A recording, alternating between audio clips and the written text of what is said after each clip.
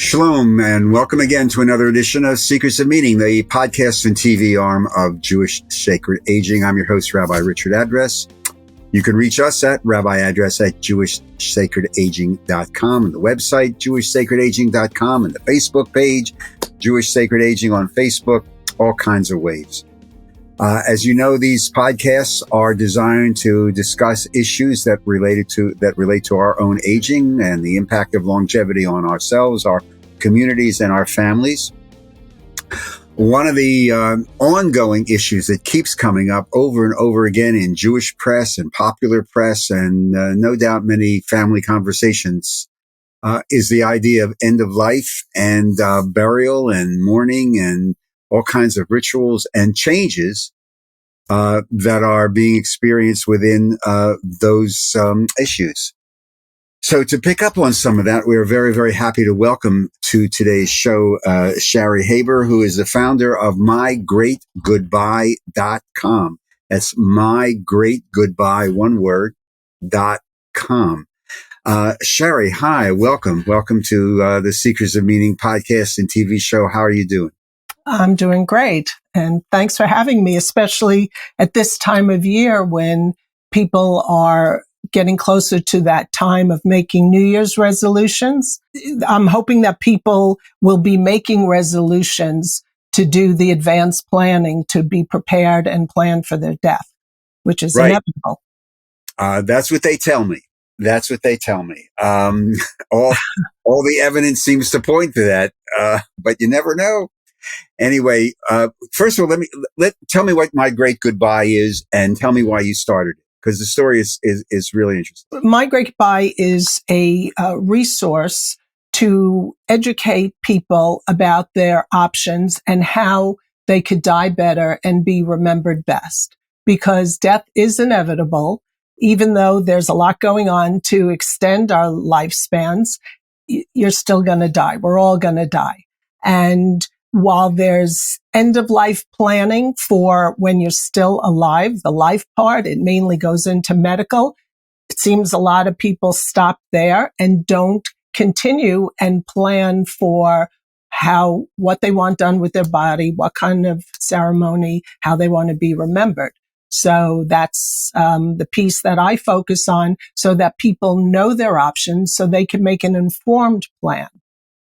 How I got into it is that I had a career in public relations, and when I left my last agency, where I had been leading the team that introduced a lot of new technologies and the internet, Priceline, Amazon, that sort of thing, when I left after the .com boom, I stayed in touch with the owner of that agency, and about 10 years later, we decided to collaborate on trying to write a television script. And it was going to be an ensemble cast and about baby boomer life. And in doing that, we realized we needed a theme. And I thought about the audience and the subject, and I said, baby boomers are trailblazing how they age. And I wonder if they're rethinking how we die. So I started to research it and was blown away by how much death is being reimagined. And it continues to today. We saw so many articles just this week about human composting and other methods for body disposition, because a lot of things that are part of traditional burials and funeral practices aren't working anymore for people. Why aren't they working? I think a few reasons. One is the cost. It's really expensive, as you know, they vary, the different methods, but just traditional burials, if you have a visitation, obviously in our religion, that's not part of it, but burials in cemeteries and all that cost a lot of money.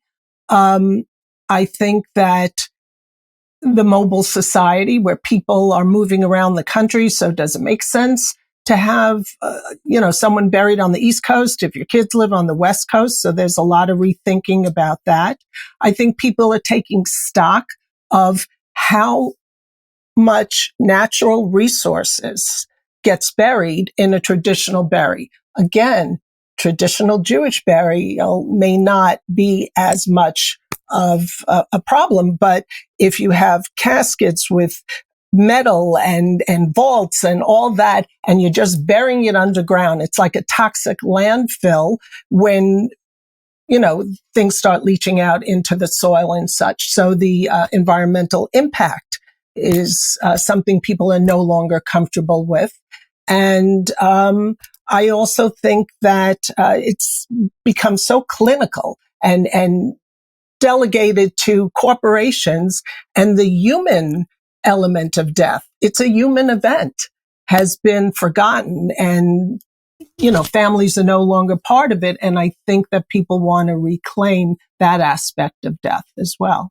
So there's a few factors. So mygreatgoodbye.com, you said it's a resource.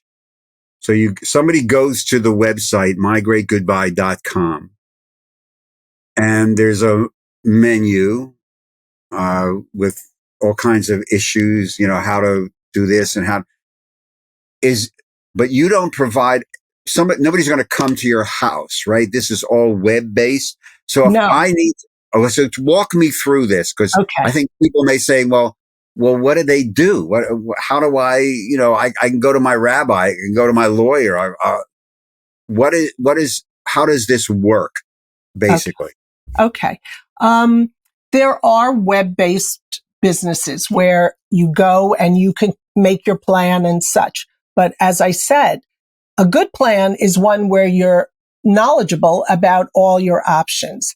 And there's a lot of decisions to make. And I don't think that society is at the point where, from maybe seeing this podcast, reading an article and such, and getting an idea that there's a lot of things going on. Death is being reimagined. Oh, I'm going to go to this website and fill all this out. I think there's a lot to know. So the resource is really me. I'm on top of all the ways in which death is being reimagined, and I've curated down the key options for what's done with your body, what kind of ceremony, memorial you might want, and how you could be remembered, your legacy, and how you could influence that, coupled with the prep part to make sure that your legal affairs, your medical affairs, your digital estate, a lot of people forget about their digital footprint, make sure all those things are in order so that you don't leave a hot mess for your loved ones. There is something called death etiquette, and you don't want to leave a mess for your loved ones to clean up. So I provide either one-on-one sessions or for couples. I used to meet with people in person, so therefore it was primarily in northern New Jersey. But through the magic of Zoom, I have clients anywhere, really. So if I'm sitting, let's just say, in Wheeling, West Virginia, and I hear about this, and I say, well, it's time I really have to start investigating this. I go to the website, mygreatgoodbye.com. I click on, let's say, die well is one of the things on the menu bar up top. That clicks down, and it'll show me certain things. And then there's a thing called concierge service. If I click on that, then does that say I make an appointment with Shari, who's going to set up a Zoom call, and I'll be able to talk about my own personal needs, desires, et cetera, et cetera. That's what it's all about. The website is really an electronic brochure and a means to contact me. If I receive a request for an appointment, I send an intake form that'll start to give me an idea of where that person is in the process. They may already have purchased a cemetery plot or what have you. Will religion be important to them? Do they have children? Were they in the military? That sort of thing, so that I could start to focus what I share with them about their options. For instance, if they're an Orthodox Jew, I'm probably not going to talk to them about cremation unless they ask me about it, that sort of thing. But as far as what I'm just providing the information, I don't steer people toward anything. I say I'm agnostic. I'm just here to tell you what's available. And then you, after the session, should know enough to do your plan or to do further research. I provide links for, doing deeper research. Now, let me ask you a tough question. Is this for free? It takes a lot of time on my part, but no, it's not. The sessions, as I said, I provide a session. There'll be, let's say, 2 hours. And then I write a recap report to say, you like this. Here's some resources to finding more of these biodegradable casket makers in your area or such. I'll provide resources with the recap report that I provide. And I give them a book, a hardcover book, to write down their wishes, because it's very important to document what your wishes are, share them with your family. Don't put it in your will, because your will's not dealt with right after your death. And if you want to donate any organs or have a specific, thing done with your body, your family needs to know that immediately. So it could all be in this book. And I provide that. And if you're asking the cost, then cost. There is a fee. I just want to make sure. There is a fee, yes. Right. And so, okay, so people understand that this service that you're providing, there is a cost to the service because of the resources and your time and your expertise. Yes. And because, in 2 hours, you'll have a pretty good overview of what's possible. I mean, there's a lot of books, and I buy the books. Every time a book comes out, I'll buy it. But you know what? When it's a thick book, people don't like to think about death and talk about it. I don't think they want to read a big book. So I curate the options.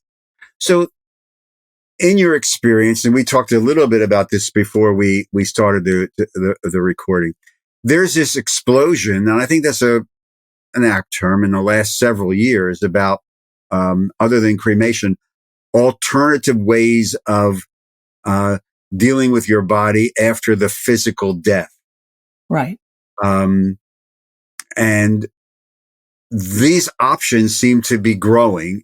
And my sense, just in dealing with this in our work at Jewish Sacred Aging, there seems to be a growing interest on the part of baby boomers to explore some of these options. So what are you finding, other than cremation, which is growing, and we know that, but in your consultations with clients, have you begun to find an increase in the number of people asking you to say, well, I've heard about this thing called green burial, or I've heard about this thing called, which is legal now in I think a dozen or 10 states in the country, human composting. We were talking about an article in the Times that appeared in December on this. Are you finding some of this? There's definitely growing interest in those methods. As I said, people don't like how a lot of traditional burial is impacting the earth. And people did initially think that fire cremation, was an answer, until they calculated the amount of energy for the retorts and the emissions, and especially if you have mercury fillings, blah, blah, blah. Now there's something new called aquamation, water cremation. And it's much more gentle. There's no emissions, and there's no, 1600 degree ovens to heat up. It happens at 200 and 300 degrees. So it's better environmentally. And I think over time will probably challenge, if not bump off, fire cremation. Can you explain to me explain to our audience what water, what was the term you used? Water aquamation. It's got a lot of names: resomation, aquamation, bio, water cremation, and the body is put. No casket is needed for it either. The body is put in it's a stainless steel kind of machine, where the water is heated, as I said, to either 200 degrees or 300 degrees, and that affects how long it takes And it's 95% water and 5% alkaline, which is like substance you see in personal care products. It's very gentle and it swishes a little bit, and 6 to 8 hours, the soft tissue and a lot of things just dissolve and you're left with a skeleton. And then the bones are pulverized, and that's where you get the ash. And it's pristine white versus fire cremation. They're a little gray. This is very white. You don't have to remove pacemakers before putting a body in these chambers where you do in fire, because the batteries will explode.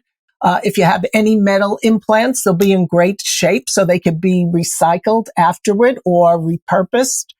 So that's growing in popularity, but it's only legal in 20 states. And as I said, legal and available are not the same thing. Legal is the first step, but then you need providers who offer that service.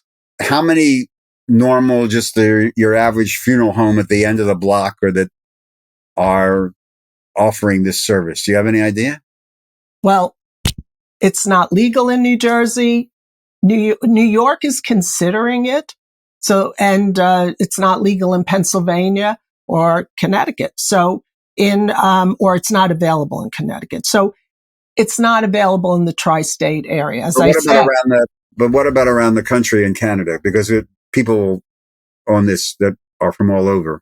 Do you have any sense? I mean, you may not have any. That's okay. Well, Canada, I have absolutely no idea, but I've heard of names. I've never counted all the providers, but they're not that plentiful yet.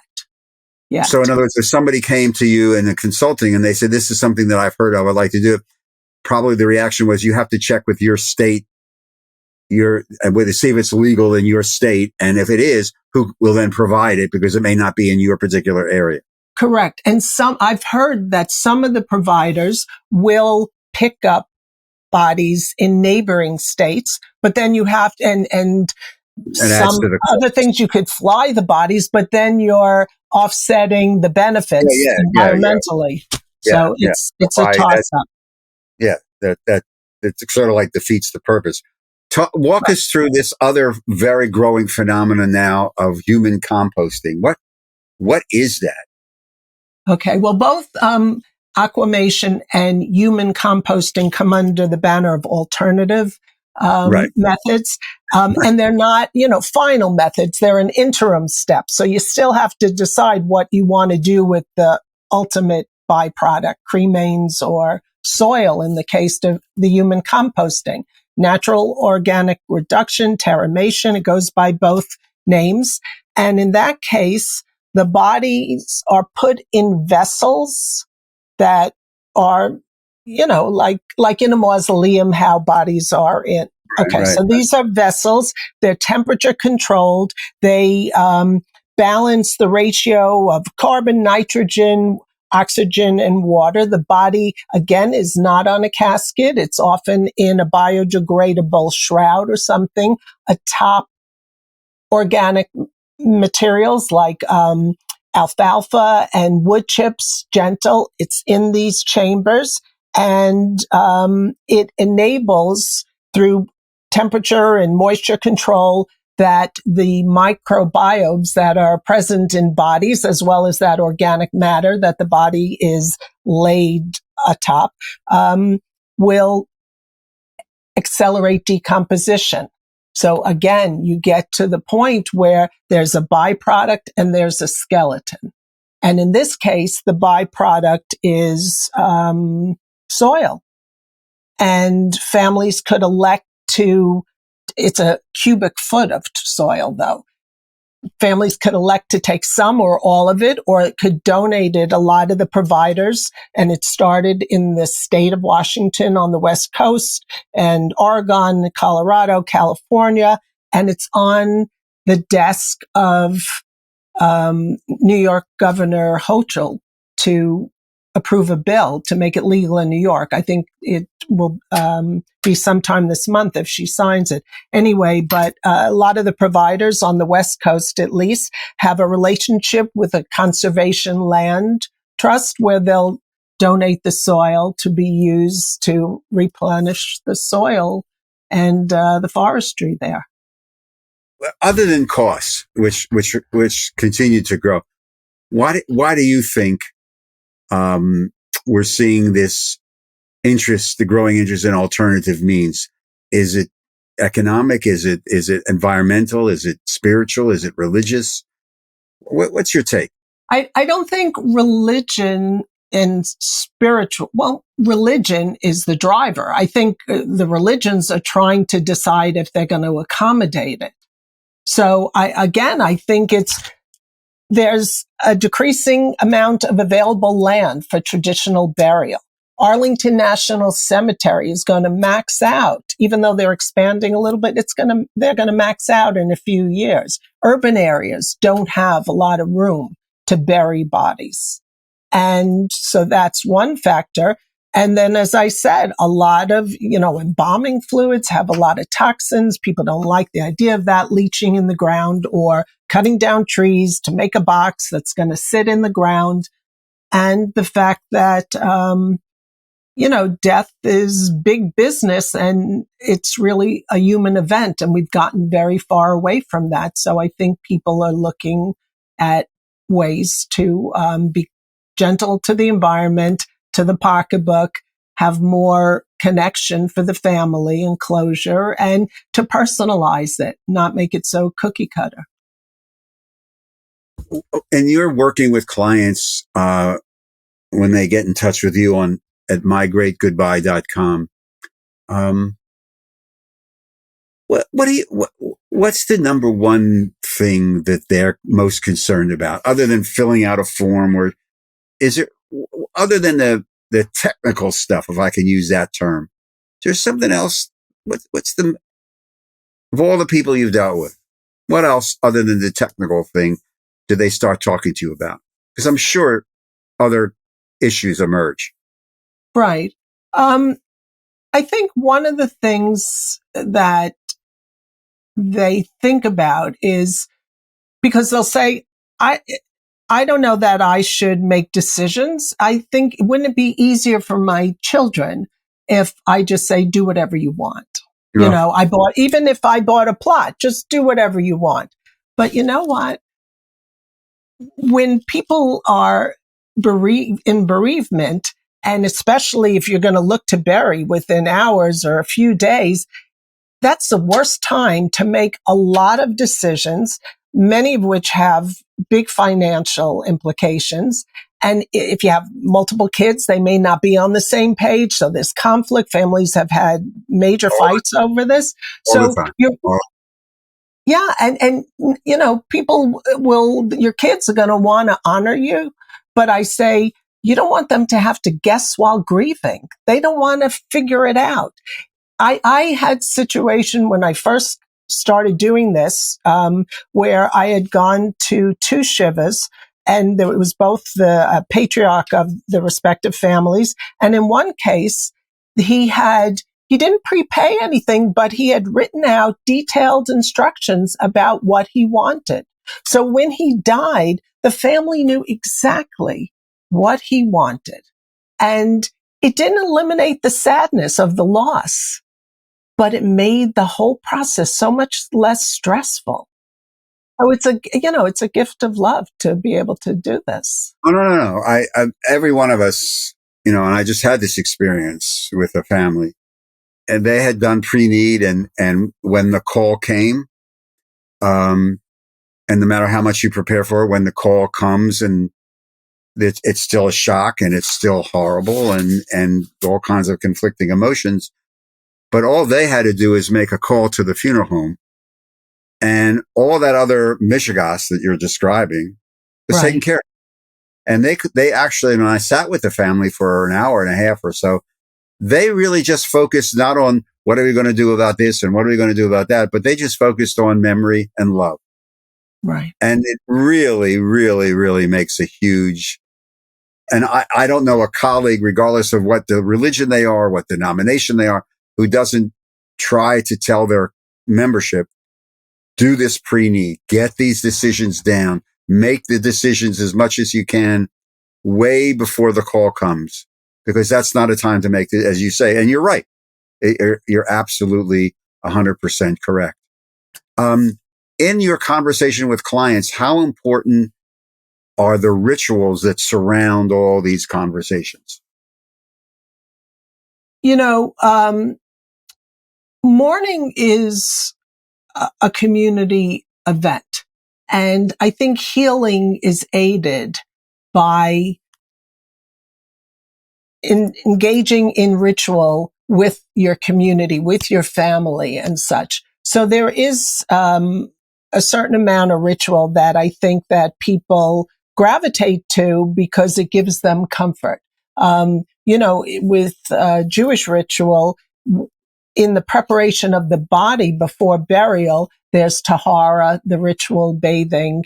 Some people elect to have a shomer, which I did when my mother died in a sudden accident. Talk about guessing while grieving. The funeral home was on the phone with me and saying, do you want this? Do you want this? And I didn't even know what a shomer was. And, when they explained it, that someone would be sitting with her all night, I liked the idea that she wouldn't be by herself. So I said, yes, but I didn't know how much it cost. It was not a problem, but those sort of rituals gave me comfort. So, there's a few different things that people could elect to be part of their, either, as I said, pre-burial preparation or the actual funeral service and the like. But I think that rituals that we're all familiar with and, people have done for years give people a great source of comfort. So. Again, we're talking with Shari Haber, the founder of mygreatgoodbye.com, a web-based resource platform. And to reach Shari, you just go to the computer and Google up, if that's the right word, mygreatgoodbye.com, and she'll take it from there. Appointment. Yeah. Before we run out of time, got to ask you this question because we are in New Jersey and there's about 10 other legislative districts, states, plus the entire country of Canada that have legalized medical aid in dying. Do you ever get questions about this in your consultation with clients? I haven't. Really? That's interesting. People are aware of it. It's kind of complicated to take advantage of, but I do think that people find it very comforting to know that they would have agency over how much suffering or not they could tolerate. And I've heard, in fact, that more people may go as far as getting the prescription because, it's self-administered. It's not a doctor giving you a lethal injection or anything. It's like a cocktail. But some people will go as far as getting the prescription and never fulfill it, but it gives them great comfort to know if it gets too much to bear, that they could do something about it. Yes, that is statistically been validated. There's a lot of people who know that it's in the drawer over there just in case I need it. Right. But the value of life is this is it's a holiday sermon, which we don't have time for. And that's okay. You can wait till September. Shari, as we end, one last piece. If you had just one thing to tell everybody about all the material that you work with, about all the consultation, what's the one important piece of advice that you want to tell people? That it's never too early until it's too late to advance plan. So you're prepared and you could die better. So advanced planning is key to this whole thing, and accepting the reality of your mortality, facing the inevitability so that you could be open to all the possibilities. Shari Haber, the founder and organizer and chief consultant of mygreatgoodbye.com. That's one word, mygreatgoodbye.com. Shari, thank you very much for sharing your work, your ideas, and your passion about this. Thank you very much. We really, really appreciate it. And Thank you. Continued success, and most of all, just stay healthy. Thank you. Likewise. all. And to all of you, thank you again for joining us on today's edition of Seekers of Meaning, the podcast and TV arm of Jewish Sacred Aging. We appreciate your support. If you'd like to continue your support, you can make a tax-free donation to help support this work and these podcasts. Go to the website, jewishsacredaging.com, click on the donate button. Again, if you want to reach us, just email me, rabbi address at jewishsacredaging.com. Seekers of Meaning is produced at the Broadcast Center of Lubetkin Media in Cherry Hill, New Jersey. And a big shout out to our chief producer, major tech person and guru, Steve Lubetkin. To all of you, again, thank you very much for sharing your time with us on today's edition of the Seekers of Meaning podcast. I look forward to greeting you again at our next session. And to all of you in the meantime, shalom, stay safe, stay healthy, stay well, and be kind to one another. Todah, shalom.